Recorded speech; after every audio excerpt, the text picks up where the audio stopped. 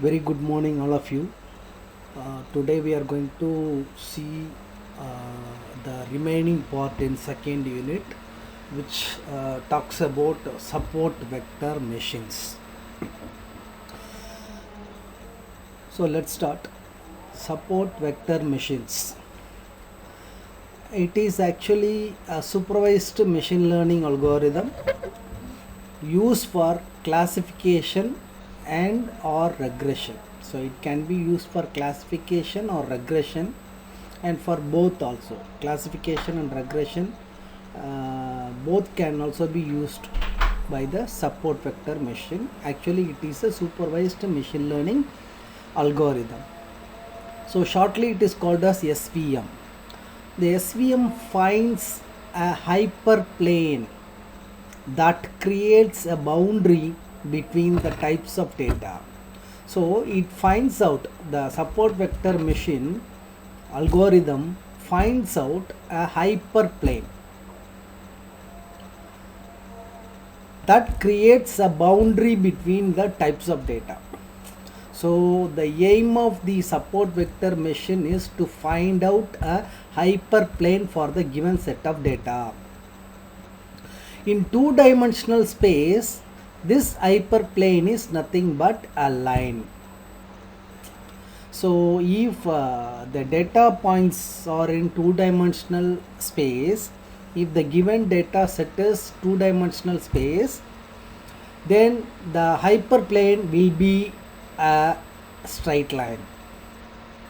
In support vector machine, we plot each data item in the data set in an n-dimensional space, where n is the number of features or attributes in the data.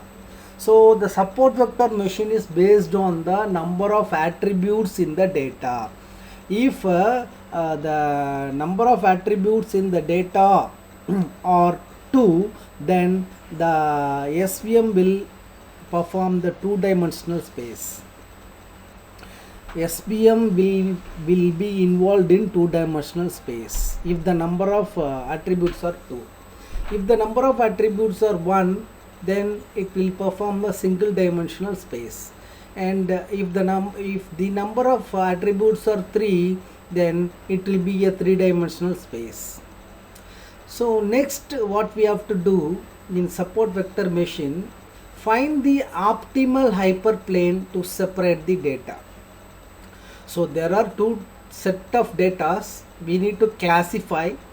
So for that we need to find out a hyperplane by using the support vector machine based on the space given, whether it is two-dimensional or three-dimensional or n-dimensional.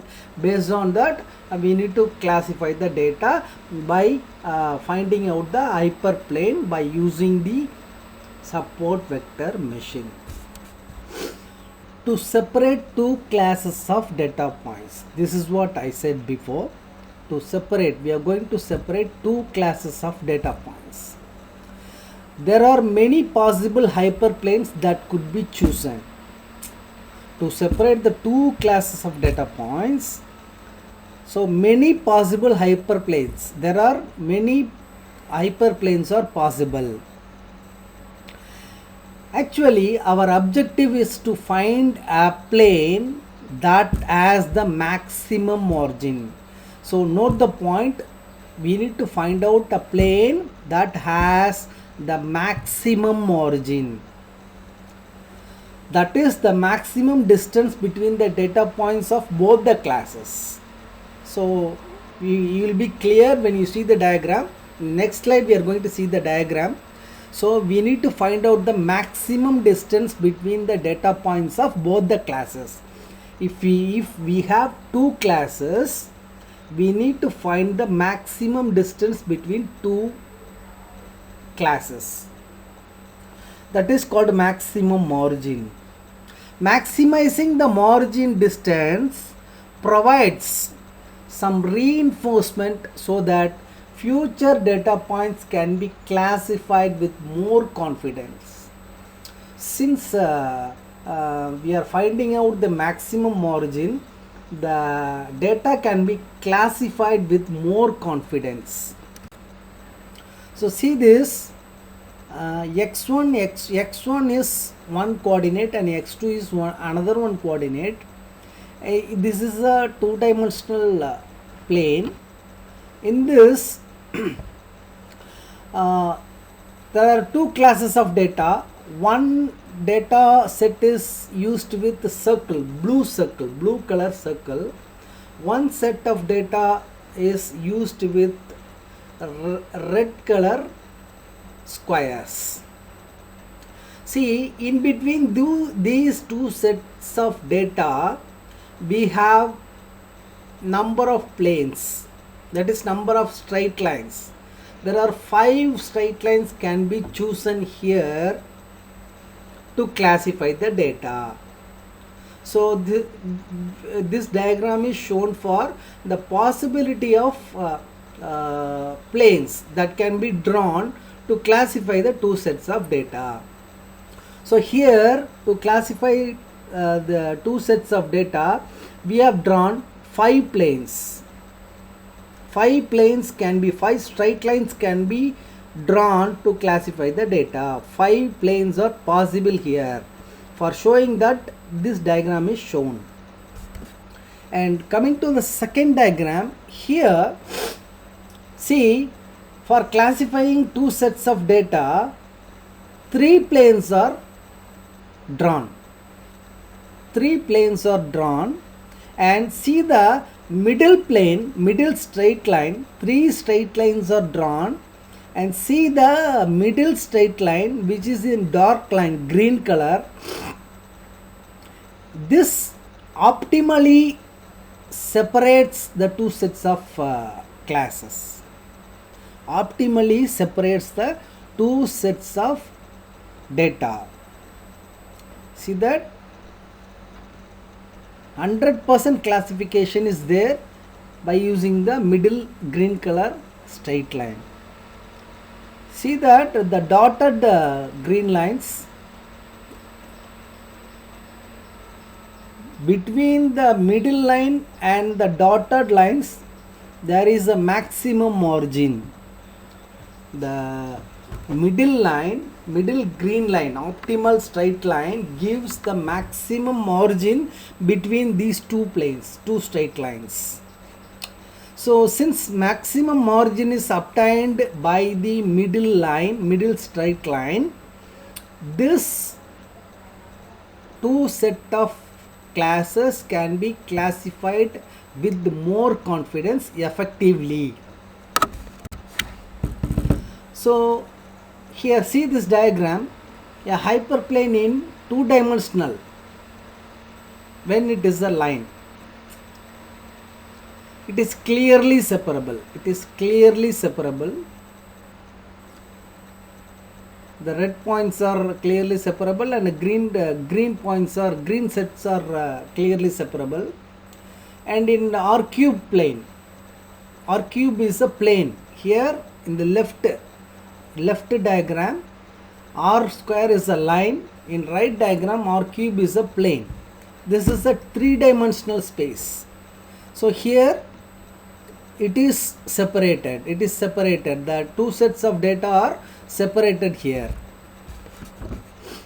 Hyperplanes and support vectors. Hyperplanes are decision boundaries. Actually, hyperplanes are decision boundaries. They are actually boundaries that help to classify the data points. As I said before, the hyperplanes are drawn to classify the data points, given set of data points. So data points falling on either side of the hyperplane can be attributed to different classes. So when the straight line is drawn in between the two sets of points, then the data points in the upper side of the straight line can be classified as one set, and the data sets in the bottom of the straight line can be classified as another set. Also, the dimension of the hyperplane depends upon the number of features. So, what dimension we are going to use for the hyperplane, that is depending on the number of features or number of attributes we are using for classifying the data. If the number of input feature is 2, this already I said, if the number of input feature is 2, then the hyperplane is a straight line. If the number of input feature is 3, then the hyperplane is a two-dimensional plane. It becomes more difficult to imagine when the number of features exceeds 3. So when the number of features are more than 3, it is very difficult to classify the data. Support vectors. Coming to support vectors, what are support vectors? Here nothing. Support vectors are used to find out the large margin for the plane which we are going to design. See, here in the entire diagram is separated as two. Leftmost is one diagram, rightmost is one diagram. The leftmost diagram is having three planes, three straight lines, but the straight line which is in the middle is having a small margin with the dotted straight lines. So in this leftmost diagram, which has a small margin, in the rightmost margin, which has a large margin, the straight line separates two sets of data with large margin, and it is clearly separable. So when it shows this diagram, two diagram shows when the when the margin is small between two sets of data, it is somewhat difficult to classify the data. If the margin is large, it is clearly, it can be the two sets of data can be clearly separable. We can classify the data with more confidence and effectively when large margin is there. Support vectors are data points that are closer to the hyperplane. See, the dotted lines are called actually support vectors. So they are data points that are closer to the hyperplane and influence the position and orientation of the hyperplane. So in the middle straight line, we have drawn one bottom straight line with the dotted line, and one upside one dotted straight line. These two are called support vectors to find out the maximum margin. Using these support vectors, we maximize the margin of the classifier. Deleting the support vectors will change the position of the hyperplane. So if there is no support vectors, so we cannot find out the margin. So it is very difficult to classify the data here. These are the points that help us build our support vector machine. So the dotted straight lines are called support vector machines.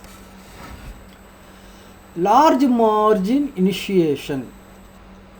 In support vector machine, we take the output of the linear function, and if that output is greater than 1, if that output of the linear function is greater than 1, we identify it with one class. If it is greater than 1, then we can identify one class, and if the output is -1, we identify it as another class.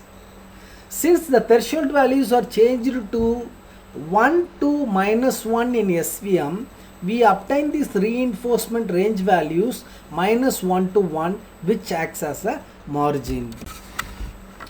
And cost function and gradient updates of the support vector machine. In support vector machine algorithm, we are looking to maximize the margin actually. We know that.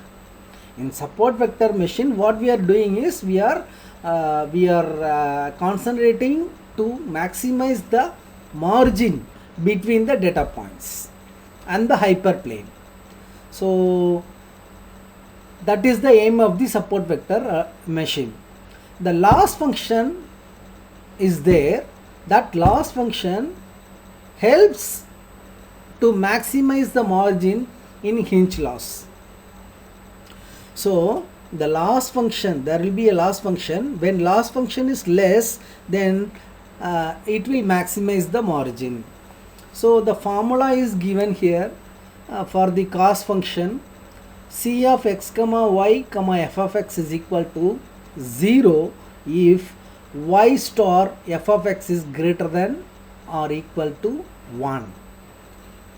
If this condition is false, then that result will be 1 minus y star f of x.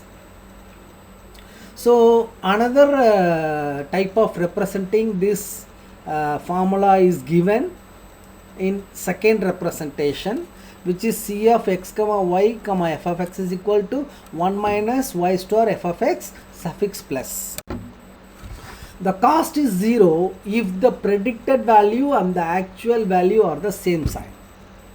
So when the predicted value and the actual value are having the same sign, that is positive or negative, the cost will be 0. If the predicted value and the actual value are having the positive sign, the cost value is 0. If the predicted value and the actual value are having the negative sign, the cost value will be 0. When the predicted value and the actual value are having the same sign, the cost value will be 0. So if the predicted value and the actual value are not having the same sign, then we are going for calculating the loss function. We also add a regularization parameter to the cost function. So when finding out the cost function, we are adding a regularization parameter also. The objective of the regularization parameter is to balance the margin maximization and loss. So we are adding the regularization parameter to the cost function here. So that regularization parameter, what it will do is it will balance the margin maximization and loss. That is, it will maximize the margin and it will reduce the loss. Gradient update. When gradient update having no misclassification, what will happen? When there is no misclassification, that is, the two set of data are classified perfectly. That is, our model correctly predicts the class of our data point. We only have to update the gradient from the regularization parameter. So when it is correctly classified, when the data is correctly classified, when there is no misclassification, then we need to update the gradient from the regularization parameter. How? Using this formula. W is called weight. Weight W is equal to W minus alpha dot 2 lambda W. Support vectors are data points that are closer to the hyperplane. See, the dotted lines are called actually support vectors. So they are data points that are closer to the hyperplane and influence the position and orientation of the hyperplane. So in the middle straight line, we have drawn one bottom straight line with the dotted line and one upside one dotted straight line. These two are called support vectors to find out the maximum margin. Next, we are going to see the kernel functions in support vector machine. So there are some kernel functions in support vector machines. Kernel function. What is kernel function? Kernel function is a method used to take data as input and transform into required form of processing data. So kernel function takes the input as data, take the data as input and transforms into required form of data. What will be the required form of data that will be converted using the kernel function. Kernel is used due to set of mathematical functions used in support vector machine. So since mathematical functions are used in support vector machine, we are going for kernel. We are going for the kernel function. Kernel function transforms the training set of data so that a non-linear decision surface is able to be transformed to a linear surface in a higher number of dimension spaces. So kernel function transforms the training set of data from a non-linear surface to a linear surface. It returns the inner product between 2 points in a standard feature dimension. SVM kernel. What is SVM kernel? We use kernelized SVM for non-linearly separable data. We are going for support vector machine kernel. We are going for kernel. When we are going for kernel, when the data is non-linear, when it is non-linearly separable, which cannot be separable and which is non-linear also. So in that case we are going for support vector machine kernel. We have some non-linearly separable data in one dimension. Let us assume we have some non-linearly separable data in one dimension. We can transform this data into 2 dimension and the data will become linearly separable in 2 dimension. So we have a non-linear separable data in one dimension. So in kernel what we are doing is that one dimensional data is converted to the 2-dimensional data for making linearly separable. That is why we are going for SVM kernel. This is done by mapping each one-dimensional data point to a corresponding 2-dimensional ordered pair. So for any non-linearly separable data in any dimension, we can just map the data to a higher dimension and then make it linearly separable. So whatever be the dimension of data, whether it is single dimensional or 2-dimensional, if it is non-linear, we are going for SVM kernel. If the data are non-linearly separable, then if it is one-dimensional data, then that one-dimensional data can be converted to 2-dimensional data. If we have 2-dimensional data which is non-linearly separable, we are going for the kernel, and in kernel that 2-dimensional data can be converted to 3-dimensional data for making linearly separable. So this kernel is a very powerful and general transformation. A kernel is nothing but a measure of similarity between data points. The kernel function in a kernelized support vector machine that gives when 2 data points in the original feature space are given,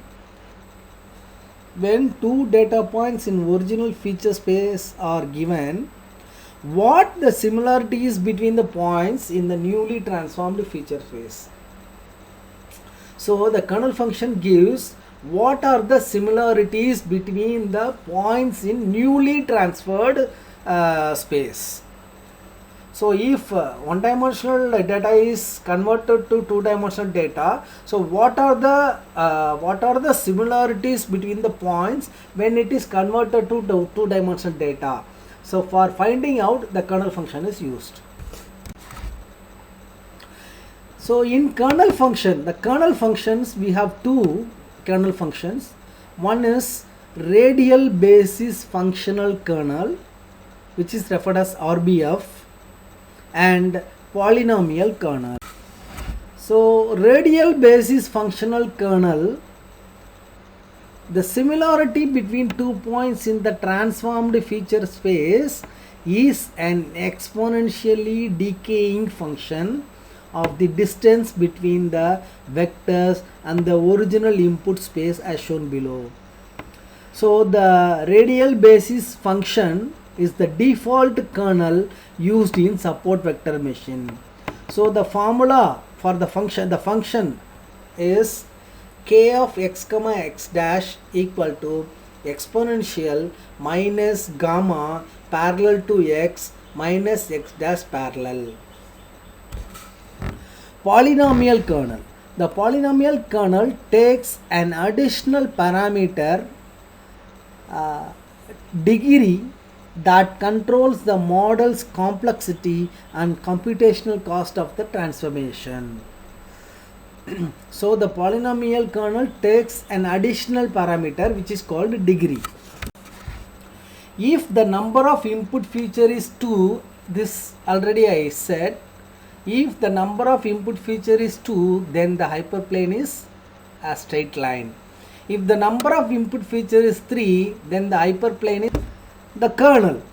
The kernel is selected based on the type of data and also the type of transformation. So the kernel should be selected based on the type of the data what we are using and also the type of transformation which we are going to transform. By default, the kernel is the radial basis function kernel. Gamma. So gamma is a parameter which decides how far the influence of a single training example reaches during transformation. So how far the influence of a single training example reaches during transformation. So during transformation, how far the influence of a single training example reaches, that is decided by this gamma parameter, which in turn affects how tightly the decision boundaries end up surrounding points in the input space. If there is a small gamma value, points further apart are considered similar. So if the gamma value is small, then the points further apart are considered as similar points. So set of this is one set, like that it is classified. So more points are grouped together and have smoother decision boundaries. Maybe less accurate. This may be less accurate. Larger values of gamma cause points to be closer together. So when the gamma value is larger, then the points are closer together. Then what is C parameter? This parameter controls the amount of regularization applied on the data. So in the previous slides we have discussed about regularization parameter. So this C parameter controls the amount of regularization applied on the data. When the C parameter value is larger, then low regularization is there, which in turn causes the training data to fit very well. So when the C parameter is large, then low regularization will be there and the data will be fit very well. When the C parameter value is lower and higher regularization is needed, which causes the model to be more tolerant of errors. So when C parameter is having lower value and having higher regularization, then there will be more errors in the classification. So what are the pros of kernelized support vector machine? These support vector machines perform very well on a range of data sets. So when data set range is there, it will perform very well. They are versatile. Different kernel functions can be specified, or custom kernels can also be defined. They work well for both high and low dimensional data. So this kernelized support vector machine will work well, will work perfectly for both high dimensional data and low dimensional data. What are the cons of kernelized support vector machine? Efficiency decreases since the size of the training set increases. So when the size of the training set increases, the efficiency is decreased. That is one disadvantage. This kernelized support vector machine needs careful normalization of input data and parameter tuning. So we need to normalize the input data and parameter tuning carefully in this kernelized support vector machine. This kernelized SVM does not provide direct probability estimator. It is very difficult to interpret why a prediction was made. So it is difficult to interpret when a prediction was made. When the prediction is made, it is very difficult to interpret. So these are the cons of kernelized SVM. So with this, all these topics, we have completed second unit. So we will start third unit in the next class. Thank you.